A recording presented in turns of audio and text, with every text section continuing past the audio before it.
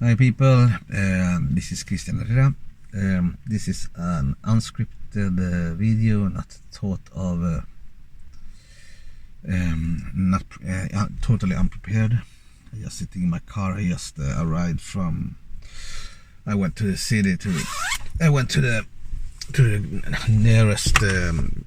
nearest shop center, like commercial center, and bought some supplies, some groceries. Actually, the store was well supplied. There was not. It looks like the toilet paper crisis is over.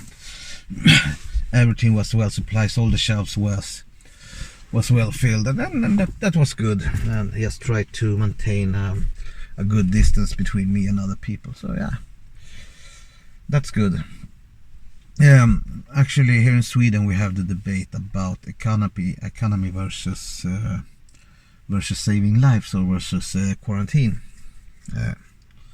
I was looking into that for. I mean, we have a lot of bureaucracy, especially if you're self-employed and get sick. I mean, it's hell to get money from the Försäkringskassan if you're self-employed. And the ones that's going to be hit others is actually the small businesses. We're going to see a lot of suicides, a lot of people that been working all their life to build something. They're going to lose their business. They're going to lose everything they own, everything they built. It's going to be tragic if our government doesn't do anything. Problem is that the government says that they have done plenty. They did this. They gave the bank a lot of money so they can give loans, and the banks say, no, we don't need this money. We have plenty. We don't need this money to give loans to the companies. And actually, the problem is not that the companies are doing bad. The problem is that they lost their whole source of income. A lot of businesses lost between 80 and 100% of their income. So the small businesses, I mean, they're having a hard time. And I've been talking on this subject before. I've been talking about this, that even I am suffering because a lot of my customers, they don't want to put money into internet marketing for now, because I mean, even if you put money into internet marketing now or do Google ads or whatever, I mean, there's still people won't respond to that because people are staying at home. So there is no business to be made. Even if you're working with internet marketing, if you're a supplier for these companies that are in for instance, restaurants or gyms or whatever, if you're a supplier to them in this kind of jobs, they don't get no business anyways, and it would be totally irresponsible for me to tell them, yeah, but I can get you more customers, because I can't. People won't go out. There's no commerce. Okay, and this is the debate that is running around in Sweden right now. Because the country will, when this crisis is over, we will be without any small businesses, and the small businesses is the lifeblood of the economy. We are the one that works the most and get the least back.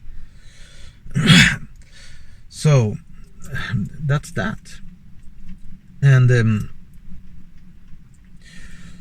what I think is that what should be done, because even if we get rid of, let's say we have a restaurant, even if you get rid of all your employees and you stand yourself in the bar and you're serving one or two customers, you still have the rent for your you still have costs that you have to pay.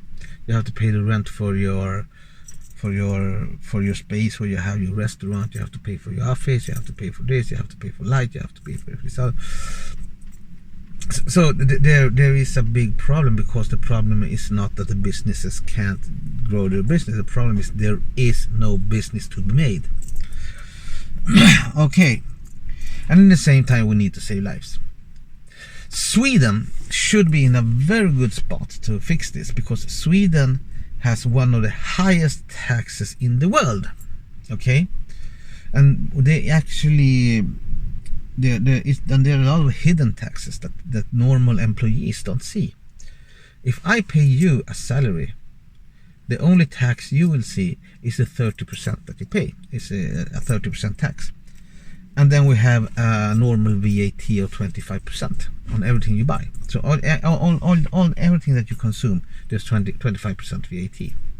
So you still continue paying taxes after the 30% that you see. But what you don't see, then we have something like social expenses that the employer pays. And the employer pays 30% over your salary. So for instance, if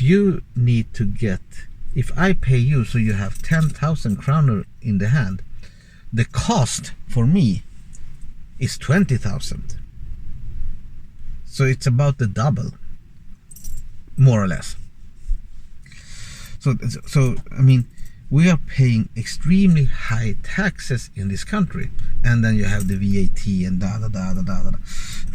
and where's the money going? What are we spending it on?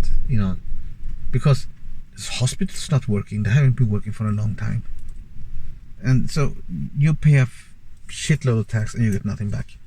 So actually, what I think that the government should be doing, instead of giving money to the banks, they should say, okay, if we want to quarantine people, and I mean, I've been talking about this in a previous video, that I think that if we would have acted harshly in the beginning and closed the borders to the countries that was infected, everyone, and advised against the travels there to the infected areas, and if people come from the infected area, obligatory quarantine, schmuck, 4 weeks.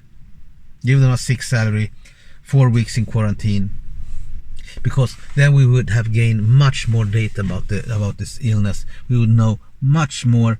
The people in the country wouldn't be scared, and the economy would have continued flowing.